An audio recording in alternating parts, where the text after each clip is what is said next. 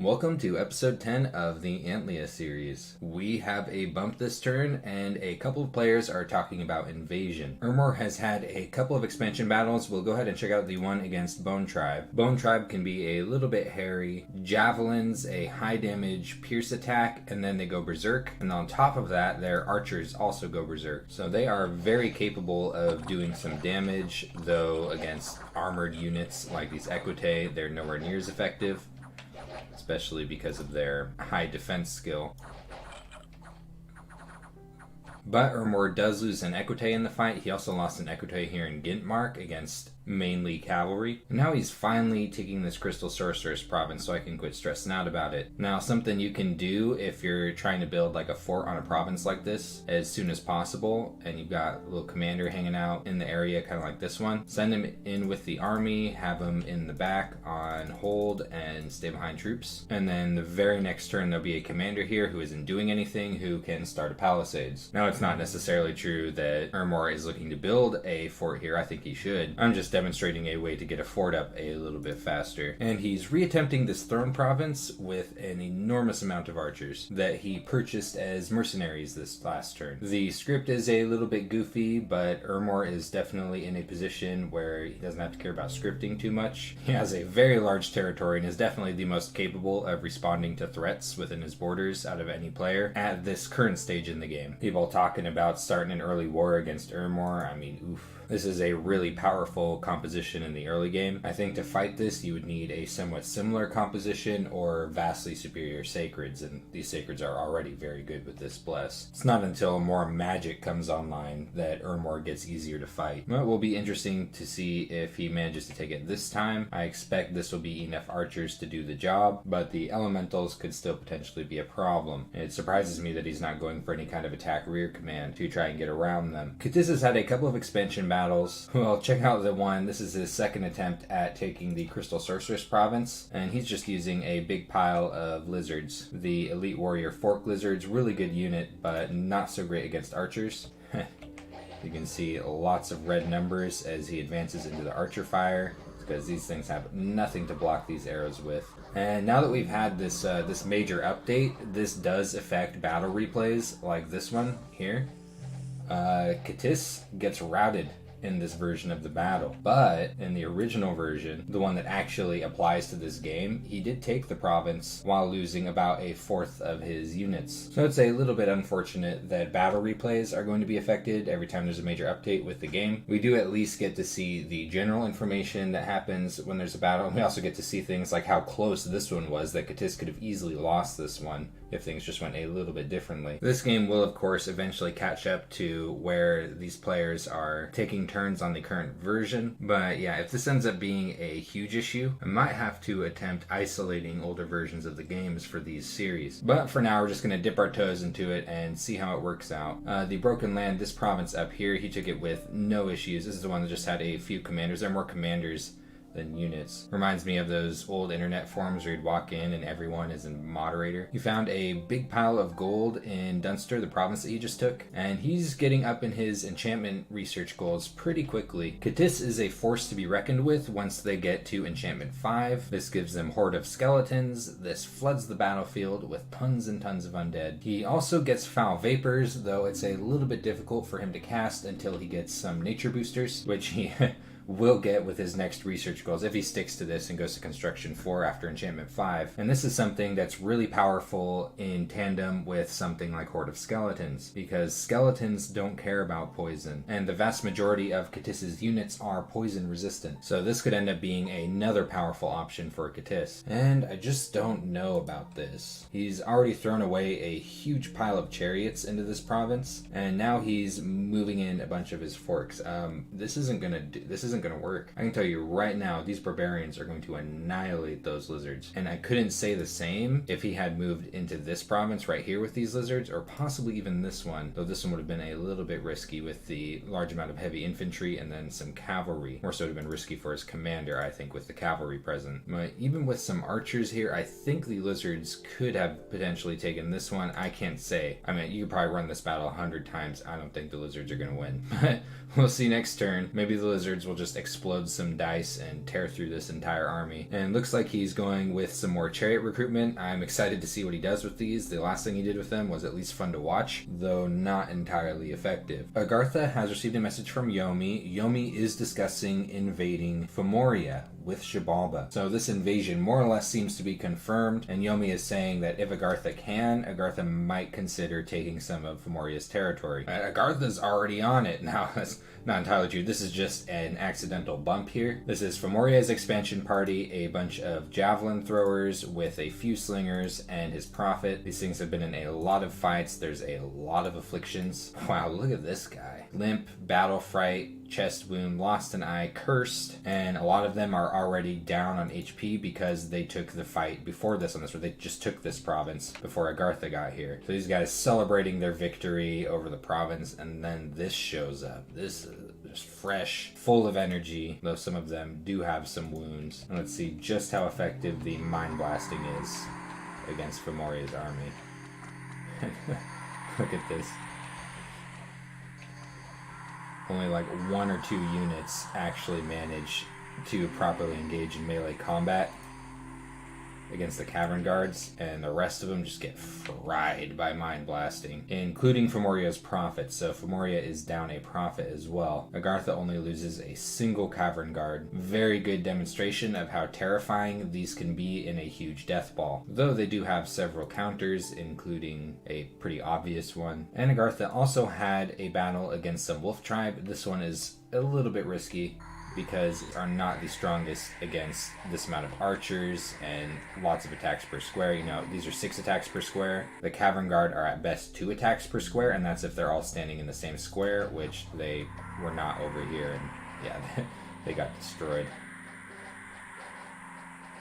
But the mind blasting is these guys ran out of their mind blasts. They only have 10 mind blasts. Now they're running up to use their life drain in melee, but does rout the wolf tribe before that happens. So really close battle. I think losing another Great Olm or 2 would have caused Agartha to completely rout. Look at this, right as Agartha takes Rolothia, 2 good events here. A luck boost paired with a bunch of water gems, and also an ancient ruin if she ever wanted spiders for some reason. Sticking those water gems in her pocket and walking right back onto the midst of her territory, where I imagine she's probably going to take Rasenna. Now, unfortunately, doesn't yet have an army capable of taking on this province here. These Mind Blasters just aren't able to do it on their own. They might be able to do it paired with one of these Troglodyte Lords. So potentially next turn she might be able to take Dubros here. And she's already got a fort going up on Sitala, as well as Bayville down here. Things are actually looking pretty good for Agartha. Pretty amazing after that absolutely atrocious start. She also does have these 2 pawns to expand into, and this one has been sealed off from Oceania. Oceania would have to invade either Agartha or Cadiz to get to this pond. Now, Femoria has received a couple of messages from people who are talking about invading him, but one of them is very interesting. Yomi is wondering what's going on with Cadiz, and Shibalba is asking for an alliance with Femoria against Yomi. Now, this might be misdirection. Shibalba might be planning on allying with Yomi, or maybe this is legit and Shibalba is planning on invading Yomi. It's kind of hard to tell. He might just be keeping his options open, but that could potentially cause some drama there. Now, Femoria has had a lot of battles. Unfortunately, this one here at Rolothia did not go well for him. And we'll check out the one in Bakar. This is the one against Sea Dogs, as well as an Ikti Centaur, who's holding a bottle of living water, which has been an issue here, because water elementals are nasty, but now it's just an ice elemental, due to the fact that it is currently winter in this province. It's very cold right now, and this is what happens to water elementals when you spring them up while it's cold. Now, these aren't strictly worse than water elementals. I generally prefer having water elementals to ice elementals, but they do have some things going for them that water elementals don't. The differences in stats are the ice elementals tend to have more HP, more protection, a lot more protection, than the water elementals, whopping 0. Lower attack and defense skill, a little bit higher strength, a chill aura, trample, but only a single attack. And this is in opposition to a water elemental's 4 attacks, slash, pierce, and blunt resistance, as well as some resistance changes. This one is resistant to cold, water elementals are resistant to fire. But I definitely think for these units, an ice elemental is easier to deal with than a water elemental. But it's still doing a lot of damage with its trample. So Oh, you did see it shrink there. So I did manage to knock it down, but it's still big enough to trample at size 3. But this is actually another example of battles playing out differently since the update on the replay. Phaecia actually won that battle in the original version of it. Just goes to show you how close it was and how powerful a bottle of living water can be. Unfortunately, he did not pick it up after the battle, which sucks. And his expansion battle in Bolfagon was lossless. And the first thing he did once he set up shop in Bolfagon is lynch a wizard. The wizard had some nice things too. And Phaecia did some dark shit here. Some heroes, some wondrous people rescued a village from a troll. They slaughtered that thing, and they were boasting of their deeds, treating everyone to a drink. Phaecia heard about this, hung the leader of the adventurers, and took everything that they got out of that troll lair. Huge pile of gold, though, and a Baneblade. Baneblades are fun. And that effectively ends expansion for Phaecia. Like, you will, of course, eventually be able to look at this throne province, though Cadiz does border this. This river means nothing to Cadiz, which will at least make the consolidation of his territory fairly simple. Now, it looks like he's opting to build his next palisades here at Coast Haven. This is a very good spot for palisades, really high income, province that is very worth protecting. But he's also getting some infrastructure up over here, and oh man,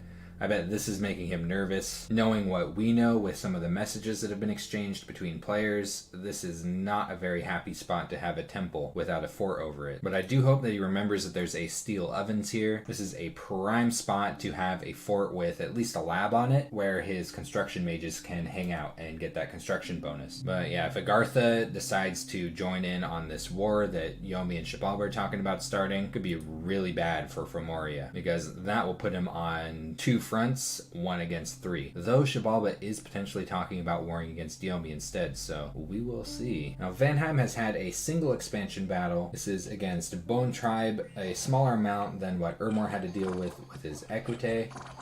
So, Berserk against Berserk. But Vanaheim's Berserkers are much better than Bone Tribe's. Oof, they got the Bone Reader. And Vanaheim does lose a single Van here, which sucks, but expansion in this direction is very important to him. And he gets a couple of small gem events on top of that. Now, he's got 3 expansion attempts on this next turn here. 1 against a sizable amount of Jaguar Tribe. Always a little bit risky when you're going up against this amount of units and there's a Nature Mage present who might be casting things like Tangle Vines, though heavy infantry and slingers aren't quite as intimidating for this composition. Now this though, I wonder about this. He does have a lot of javelin throwers, and I think the script is good. Like, I think this script could maybe be a little bit better if he moved his units out a little more, like maybe made it a little bit wider so it was more likely to cause an envelopment. But the shape itself is good. Now I just wonder if he has the numbers for this amount of barbarians. This is a lot of barbarians. There's like probably around 100 here, and unfortunately Vanaheim doesn't have very easy ways to immediately handle barbarians. These Heirdmans are definitely something to consider. Javelins, high defense skill, glamour, but you still need units to catch the barbarians like these Huskarls here. And you know, if it was a smaller amount of barbarians, this wouldn't be as much of a problem. Like this province right here, the formation that Vanaheim is using shouldn't have any issue. It's purely the numbers that makes me concerned about this, as well as the fact that his envelopment script is a little bit small. But just like Cadiz's expansion into barbarians over here, we will just have to see in the next turn if it ends up working out alright. If either of them was going to be successful, I'd imagine it would be this one over here. And in Yomi's lands, Shibalba is sending conflicting messages to different players. He's saying that he's going to be ready to attack Phaecia on turn 11. Now this sounds a lot more explicit to me. It does sound to me like Shibalba is only misdirecting Phaecia with the information that he sent him saying that he's planning on attacking Yomi. I think that is pure misdirection. Yomi has had a single expansion battle with mercenaries, which this is the province that he already weakened with some archer mercenaries. There used to be elephants here, but something happened to them.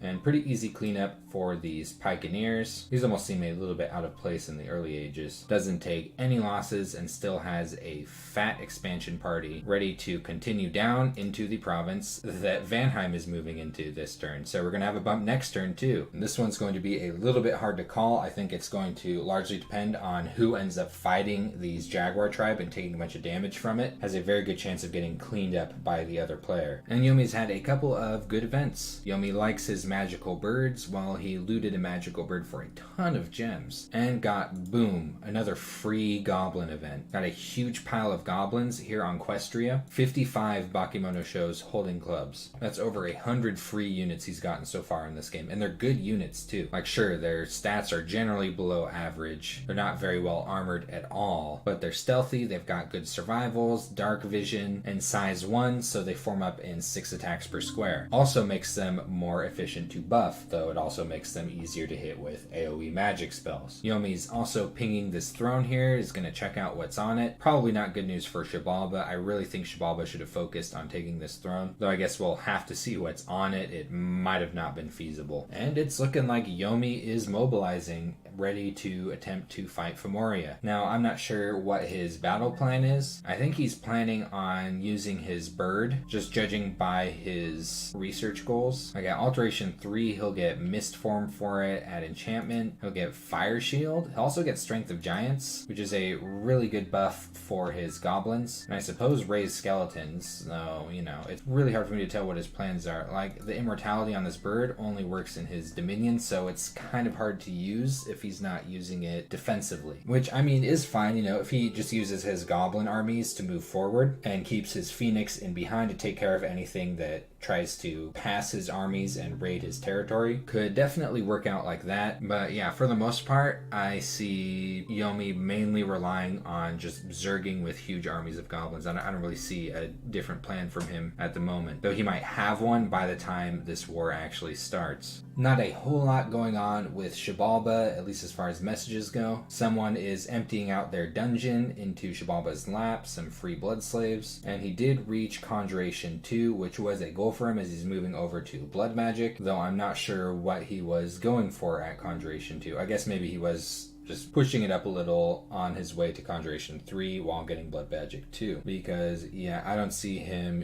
actually using Conjuration 2 on this turn for any reason. But with his Pretender researching, he should be getting up to Blood Magic 2 and Conjuration 3 pretty quickly. I imagine he's looking at Beast Bats, which are sacred, as well as either sacred scorpions or jaguars, though does he even have any nature income? He has some. But yeah, it does look like he's moving an army down. It's still too early to tell where this army is headed. Like, this army is going to be on Yomi's border. Like, geez. What if he really does attack Yomi? That would be hilarious. And Oceania has received a bunch of messages. Femoria wants a non-aggression pact. Yomi is letting Oceania know that Ermor is completely landlocked, which is why Oceania hasn't run into them. And Shibalba is just reminding Oceania that he is planning on eventually taking 89. That's the province with all of the undead. And just kind of asking what's been up with Oceania so far. And Oceania did have his expansion battle that does include his Pretender against not an enormous amount of Shark Tribe. Those Shark Tribe are pretty powerful units.